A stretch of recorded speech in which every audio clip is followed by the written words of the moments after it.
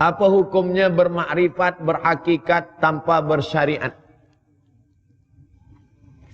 As-syari'atu bila haqiqatin batilah, wal haqiqatu bila syari'atin atilah.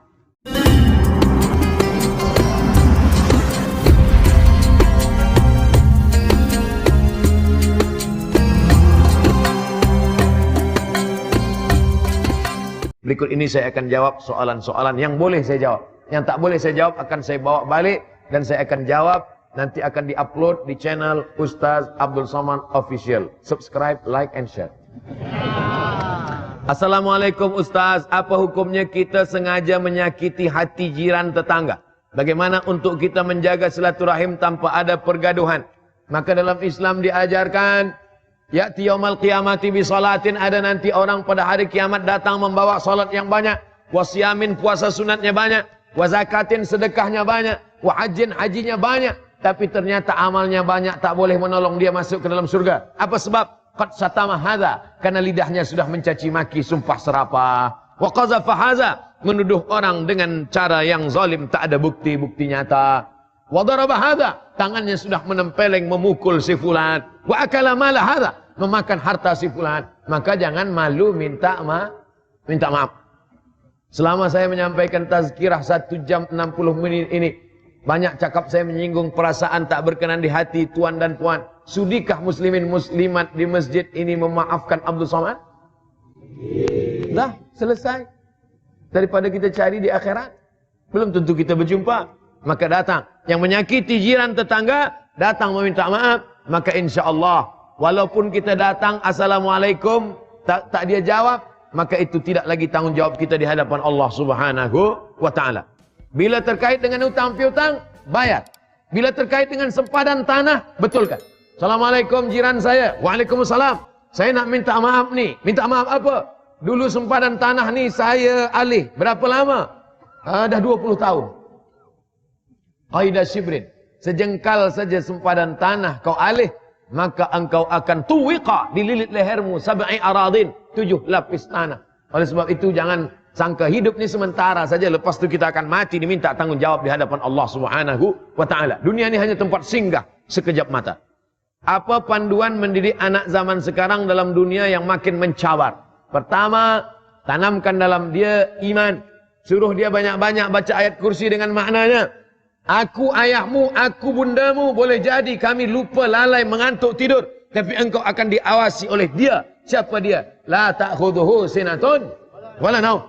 Al-ilmu yahrusuka wal malu anta tahrusuhu. Begitu kata Sayyidina Ali.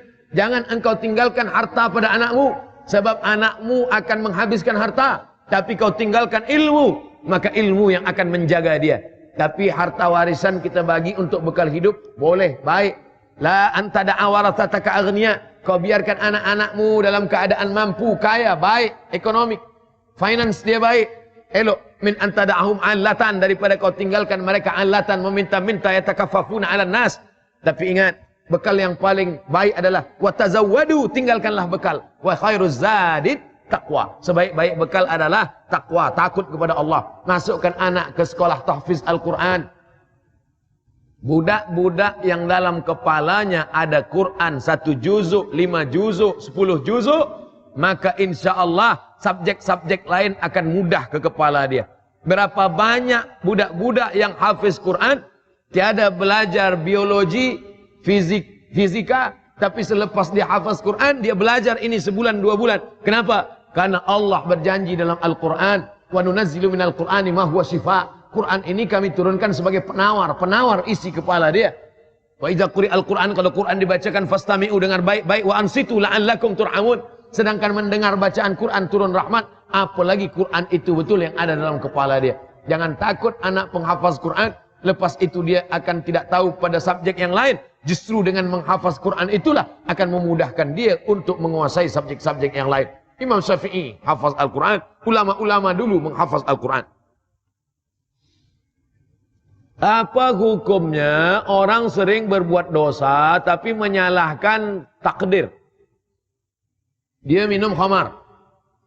Selepas minum khamar ditangkap polis.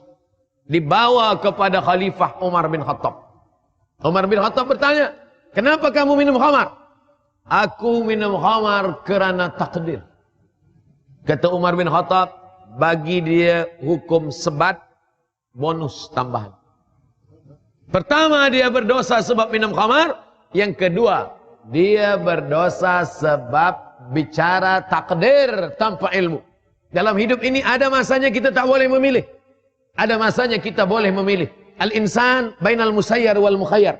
Manusia antara memilih dan dipilihkan. Saya menjadi orang Melayu, datang dari Pulau Sumatera, datang dari Riau. Boleh memilih atau tak boleh? Saya ulang sekali lagi. Saya menjadi orang Melayu dari Pulau Sumatera, dari Riau. Itu dulu saya memilih atau tak milih? Tak milih. Tak ada malaikat datang, Abdul Somad, kau nak jadi Melayu mana? Tak ada. Itu tak boleh milih. Itu takdir. Kita tak boleh memilih. Menjadi lelaki atau perempuan, tak boleh memilih. Sekarang banyak lelaki perempuan, dia kata, awak ni lelaki ke perempuan? Saya sebenarnya perempuan, masuk dalam tubuh lelaki. Mana boleh? Ini takdir Allah Subhanahu wa taala. Menjadi orang mana takdir Allah. Tapi pada saat saya saat ini memilih, apakah saya tazkirah ini duduk atau tegak berdiri? Apakah saya minum melalui botol atau dalam gelas? Itu memilih. Allah bagi saya telinga, Allah bagi saya mata, Allah bagi saya akal, Allah bagi saya hati, maka saya memilih minum air zam-zam atau minum khamar. Saya sudah tahu bahawa khamar itu haram. Saya tahu dari medikal pun melarang. Mudaratnya besar. Allah memurkai. Diancam dengan ancaman syaitan. Lalu kemudian dengan penuh kesedaran saya pilih khamar. Kemudian saya minum. Manakala hakim bertanya, mengapa engkau minum khamar? Allah mentakdirkan saya. Maka ini bukanlah sifat orang beriman. Maka dalam Islam, baca baik-baik kitab Syekh Muhammad Sa'id Ramadan Al-Buti, Al-Insan bainal musayyar wal mukhayyar. Manusia ada mana kalanya dia tak boleh memilih, dan ada kalanya dia boleh memilih antara baik dan buruk. Wa nafsi wa ma sawwaha, demi manusia, jiwa manusia dan penciptaannya. Fa alhamaha fujuraha wa taqwaha. Allah berikan jalan fujur, Allah berikan jalan takwa. Qad aflaha man zakkaha, beruntung orang yang membersihkan dirinya, dia pilih jalan yang baik. Wa qad khaba man dassaha, rugilah orang yang mengotori dirinya. Mudah-mudahan kita selalu diberikan taufik dan hidayah. Apa makna taufik? Taufik sejalan jalan kita dengan jalan Allah. Hidayah, kita boleh membezakan mana kiri, mana kanan. Kiri tak baik, kanan baik. Kata Allah yang kanan baik, kiri tak baik. Sejalan-jalan saya dengan jalan Allah disebut dengan taufik. Banyak orang sekarang, semoga kita mendapatkan taufik dan hidayah. Bila anak dia bertanya, ayah, apa taufik dan hidayah? Saya tanya-tanya dari dulu memang dah begitu. Manakala sejalan-jalan kita dengan jalan Allah, maknanya kita mendapatkan taufik. Manakala kita tak sejalan dengan jalan yang diperintahkan Allah, segera balik ke pangkal jalan. Tubu ilallah. Baliklah ke pangkal jalan. Taubatan nasuha. Apa hukumnya orang minjam uang? Elok. Mencuri yang tak boleh. Menunaikan haji walaupun menanggung hutang yang banyak. Walillahi 'alan nasi hajjul bait. Allah mewajibkan haji. Tak sama dengan puasa, tak sama dengan salat, tak sama dengan zakat. Di ujungnya ada ikatan qaid. Apa ikatan qaidnya? Man istata'a ilaihi sabila. Siapa yang mampu. Haji wajib, membayar hutang wajib. Apa beda wajib haji dengan wajib bayar hutang? Wajib membayar hutang alal faur, segera. Bila dah jatuh tempo tanggal, tarikh, bayar. Sedangkan haji, maka bila dia mampu, maka bayar hutang. Umrah sunat, maka umrah satu package dengan haji. Sebab bila dia buat haji tamattu, dia buat umrah dulu, baru dia buat haji. Bila dia pakai ifrad, dia buat qiran, ada 3 cara. Tapi orang yang berkali-kali pergi umrah, sudah pernah sekali umrah wajib, lepas itu dia tahun pergi umrah, dia tak tahun pergi umrah, hutang tak dia bayar. Oh, dia tak faham ada fiqhul aulawiyat. Mana yang amat sangat penting, mana yang sangat penting, mana yang penting, mana yang kurang penting, mana yang tak penting. Maka kedudukan yang paling penting, ada yang fardu, ada yang wajib, ada yang sunat muakkad, ada yang sunat, ada yang mubah. Oleh sebab itu kita mesti berilmu. La ilaha illallah. Tapi tengok pangkal ayatnya. Fa'lam annahu la ilaha illallah. Berilmu dulu. Baru la ilaha illallah.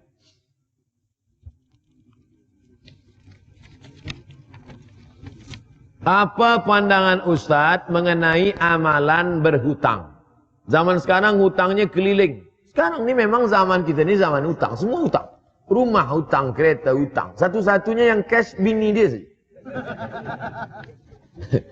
Andai mufti membolehkan bini hutang, mungkin dia, aku terima dengan mahal RM1.000 hutang, gitu dia. Oleh sebab itu maka ayat yang paling panjang dalam Quran bukan ayat tentang haji, bukan ayat tentang puasa, bukan ayat tentang sembahyang. Al-Baqarah 282. Ya ayyuhalladzina amanu, wahai orang beriman, idza tadayantum bidainin ila ajalin musamma. Kalau kamu ada hutang piutang dibayar sampai masa tarikh tertentu, faktubuh, tulislah. Wal yaktub bainakum katibun bil adli. Hendaklah yang menulis itu seorang penulis yang adil. Wastashhidu syahidaini min rijalikum.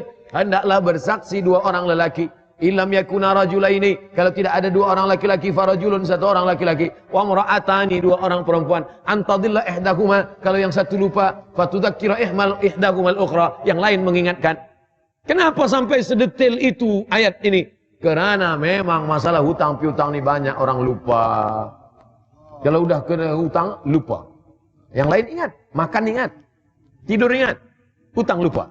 Oleh sebab itu maka hutang piutang ini amat sangat kita mesti kena berhati-hati. Orang yang mati syahid, 4.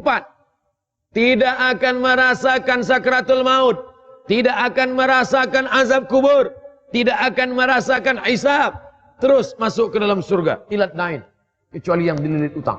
Berapa banyak orang yang mati syahid, diucapkan selamat engkau wahai syahid. Kata Nabi tidak. Sebab dia ada hutang. Oleh sebab itu, yang ada hutang-hutang, bayarlah. Tapi tetap tengok juga tempoh waktu dia bila. Saya akan bayar hutang saya pada 02.02.2020. Semalam. Itu satu hari. Mati hari ini. Menggantung roh antara langit dan bumi. Tak diterima Allah Subhanahu wa ta'ala. Oleh sebab itu maka bayarlah hutang. Itulah tausiah kita. Masih ada waktu. Bila waktu habis, bagi tahu. Apa hukumnya bermakrifat, berhakikat tanpa bersyariat? As-syari'atu bila haqiqatin batilah. Wal haqiqatu bila syari'atin atilah. Orang yang bersyariat tanpa hakikat batal. Orang yang mengaku berhakikat tanpa bersyariat sia-sia. Oleh sebab itu tidak ada Nabi pernah berkata syariat hakikat saja. Hakikat hanya pejam mata, tak ada gerak. Awak kenapa tak sembahyang? Aku dah sampai sembahyang hakikat ni. Hakikat sembahyang tu kan ingat. Aqimis salata li dzikri. Dirikan salat dengan mengingat aku. Maka cukup dengan ingat. Oh, macam. Awak kenapa tak puasa? Nah, itu puasa orang syariat. Saya puasa hakikat ni. Kenapa awak tak pergi haji ke Makkah? Itu yang pusing-pusing di Kaabah, sawab sa'i itu orang syariat. Saya ni hakikatnya. Nanti bila makan, yang kasih dia makan. Awak tak makan? Nah, saya nak syariat. Kalau memang betul semua hakikat, tak usahlah makan. Kenapa pada saat ini dia pilih syariat? Syariat ni cara, jalan. Maka dalam Islam tidak pernah Nabi meninggalkan syariat salat. Nabi disiram dengan air 5 ger kirbah. Kirbah itu kulit kambing yang dijahit diisi air. Manakala Nabi sakit, pengsan, disiram air. Terjaga Nabi. Manakala Nabi terjaga, apa yang dia minta?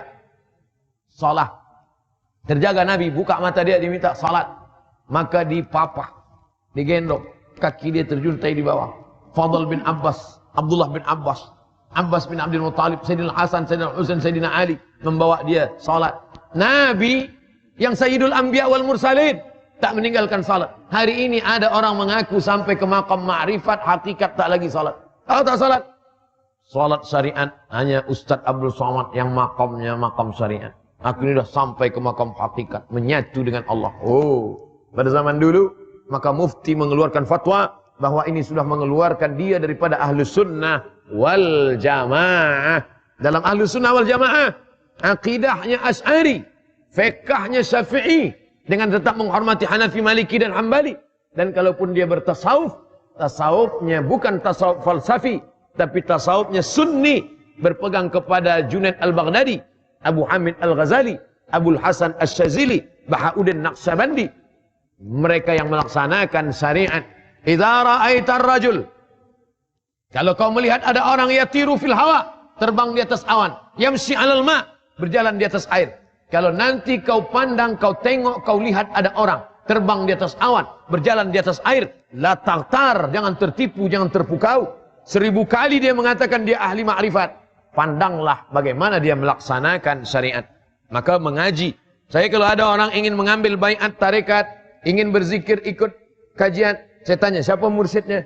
Kalau mursyidnya Ahlussunnah wal Jamaah sesuai dengan tasawuf Abu Hamid al-Ghazali, kitab Ihya Ulumuddin, membaca kitab Ar-Risalah Al-Qushairiyah, Al-Luma' Imam At-Tusi, beramal dengan sunnah Rasulullah SAW, ikut. Tapi kalau tidak, walaupun jubahnya 4 lapis, karena ilmu bukan dinilai daripada jubah. Kalaulah ilmu dinilai daripada jubah, maka orang demam lebih tebal lagi jubah. Yang kita lihat adalah bagaimana dia mengamalkan akidah Ahlussunnah dan amalan-amalan yang diajarkan Rasulullah sallallahu alaihi wasallam. Assalamualaikum Ustaz, waalaikumsalam warahmatullahi wabarakatuh. Adalah apakah ada fatwa bercanggah dengan Quran hadis? Boleh diberi. Bagaimana, adakah fatwa yang bercanggah dengan Al-Quran Sunnah boleh diberitahu? Taraktu fikum amraini, ku tinggalkan pada kamu 2 perkara sahaja. Hadis riwayat Muwatta Malik, disebutkan juga oleh Imam dalam kitab Al-Mustadrak Al-Hakim. Ku tinggalkan pada kamu 2 perkara, in tamassaktum bihima, kalau kamu pegang yang 2 ini lan tadillu abada, kamu tak akan sesat untuk selamanya. Kitab Allah Al-Quran wa sunnati, dan sunnah Rasulullah sallallahu alaihi wasallam. Dalam Sahih Muslim dikatakan Al-Quran wa itrati ahli baiti, ahli baitku, para habaib. Kenapa disebut ahli bait? Kerana mereka yang berpegang teguh. Alhamdulillah banyak para habaib kita. Di antaranya esok kita akan bersama dengan Habib Ali Zainal Abidin, belajar daripada Hadramaut Tarib Darul Mustafa Habib Umar bin Hafiz. Kenapa para habaib ini disebut dalam hadis Sahih Muslim? Apa kata Imam Nawawi? Litamassukihim bis sunnah. Kerana mereka berpegang teguh dengan sunnah. Kalau kita tak tahu Quran, tak tahu sunnah, kemana kita bertanya? Fas'alu ahla dzikri, tanyalah kepada orang yang berilmu. In kuntum la ta'lamun. Kalau kamu tak tahu, alhamdulillah di Malaysia merata-rata banyak para alim ulama. Ada Jamiah Islamiyah Alamiyah UIA, Islamic International University, ada banyak sekali daripada alumni Al-Azhar, daripada Jordan, daripada Suriah. Banyak sekali para alim-alim ulama kita. Matta'anallah bituli umurihim. Mudah-mudahan Allah panjangkan umur mereka dan kita dapat berkah usia mereka. Siapakah Habib Umar bin Hafiz? Habib artinya cinta. Hub, cinta. Habib orang yang dicinta. Nabi Muhammad SAW punya anak bernama Sayyidatuna Fatimah. Fatimah punya anak lelaki bernama Sayyidina Al-Husain. Husain punya anak lelaki bernama Zainal Abidin. Ali Zainal Abidin. Zainal Abidin punya anak lelaki bernama Muhammad Al-Baqir. Muhammad Al-Baqir punya anak lelaki bernama Ja'far Sadiq. Ja'far Sadiq punya anak lelaki bernama Musa Al-Kazim. Ja'far Sadiq ada anak lelaki bernama Ali Al-Uraidi. Ali Al-Uraidi punya anak-anak keturunan bernama Muhammad bin Isa. Kerana dia yang pindah dari Baghdad ke Yaman, orang yang pindah itu disebut Al-Muhajir, orang pindah. Maka disebut dia dengan Muhammad Ahmad bin Isa Al-Muhajir. Dari Al-Muhajir inilah lahir cucu cicit keturunan As-Saqqaf, Al-Haddad, Al-Jifri, Al-Attas, Barakbah, bin Syihab. Ini semua. Maka kita kenal ada besar Profesor Sayyid Naqib Al-Attas, di ujung nama Al-Attas, itu termasuk dari mana? As-Syihab atau As-Sam. Tapi biasa ditulis As-Sagaf, As-Sagaf, itu sebenarnya As-Saqqaf.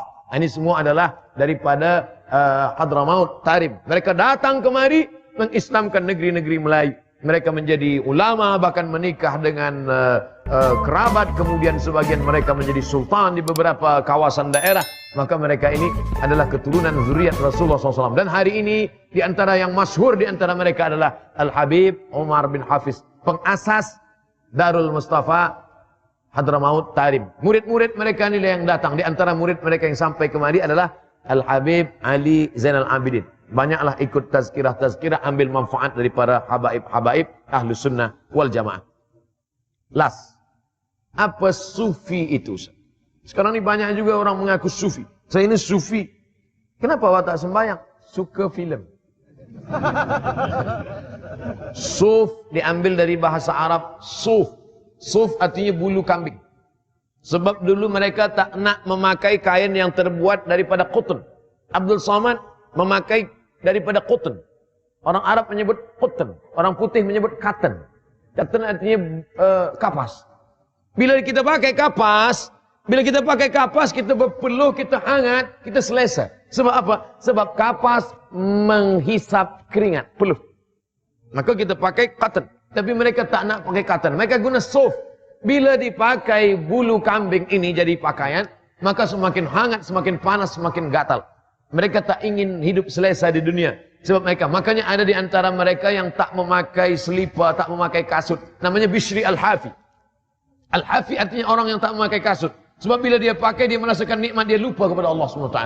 Dia pakai baju, dia pakai selesa. Jadi bila ada hari ini orang berkata, aku sufi. Sebenarnya itu hanya simbol saja. Makna sufi adalah tazkiyatun nafs, pensucian hati. Siapa itu sufi? Man safa qalbuhu lillah. Orang yang mensucikan hati. Maka prosesnya ada 3. Yang pertama, takhalli. Takhalli, kosongkan hati. Kosongkan hati daripada riak. Kosongkan hati daripada syirik. Kosongkan hati daripada takbur. Kosongkan. Setelah hati kosong, barulah diisi dengan tahalli. Tahalli artinya diisi dengan zikir, diisi dengan ridha, diisi dengan qanaah, diisi dengan tawadu. Selepas tahalli, barulah dia tajalli. Tajalli bukan lagi usaha kita, tapi hadiah daripada Allah Subhanahu wa taala. Hati itu seperti cawan. Hati ini seperti cawan. Cawan tidak boleh diisi air zam-zam. Sebab bila cawan diisi dengan air zam-zam, dia akan bercampur. Hilang khasiat dia.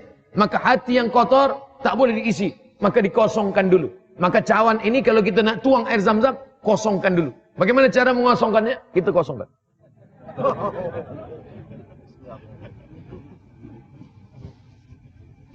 Kosonglah dia.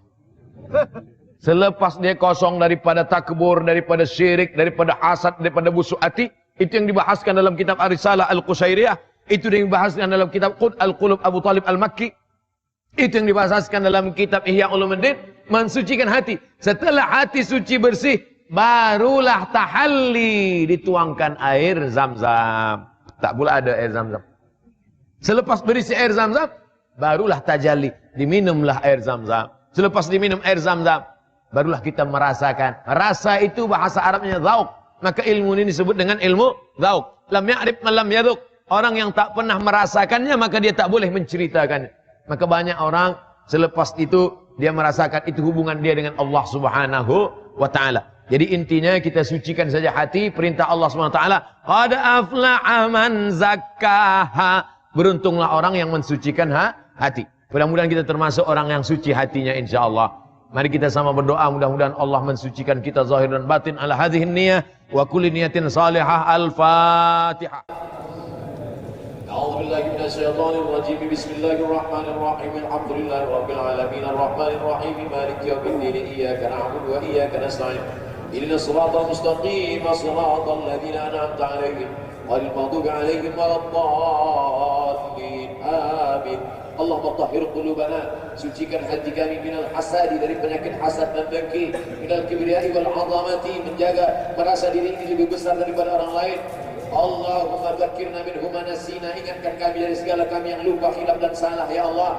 Allahumma a'inna, tolong kami ala zikrika supaya hati kami ini sentiasa berzikir mengingatmu, wa syukrika, bersyukur kepadamu, wa husni ibadatik, beribadah dengan ibadah yang baik ya Allah. Allahumma ja'alna ma'al habibil mustafa fi jannatikal ula, satukan kami dengan Nabi Muhammad SAW dalam surga Jannatul Firdaus. Allahumma ahyina bil iman, hidupkan kami dengan iman, wa amitna bil iman, matikan kami dengan iman, wa ahsyurna yaumal qiyamati ma'al iman, bangkitkan kami nanti pada mahsyar bawa iman, wa adkhilna jannata ma'al iman, masukkan kami dalam surga Jannatul Firdaus membawa iman. Allahumma tsabbitna 'alal imani wal Islam. Kokohkan kami di zaman yang banyak cabaran ini dalam kekuatan iman dan Islam. Allahumma ansuril Islam wal muslimin. Tolonglah agama Islam dan kaum muslimin. Waqtulil kafarata wal musyrikin wa dammir a'da'aka a'da'ad-din. Allahumma ansurna 'alal qawmil kafirin, wansurna 'alal qawmil munafiqin, wansurna 'alal qawmil fasiqin. Allahumma ij'al abna'ana wa banatina minas salihin was salihat. Jadikan anak cucu keturunan kami anak-anak yang saleh dan salihah. Minal mujahidin fi sabilik bi amwalihim wa anfusihim. Mereka akan menolong agamamu dengan harta dan nyawa mereka, ya Allah. Allahumma ja'alna minal mutahabbina bi jalalik. Jadikan kami berkasih sayang kerana Engkau. Adillana tahta dhilli arsyika. Berikan kami naungan di bawah singgasana arasmu nanti di padang mahsyar. Ya la dhilla illa dhilluk. Hari itu tak ada naungan kecuali Engkau.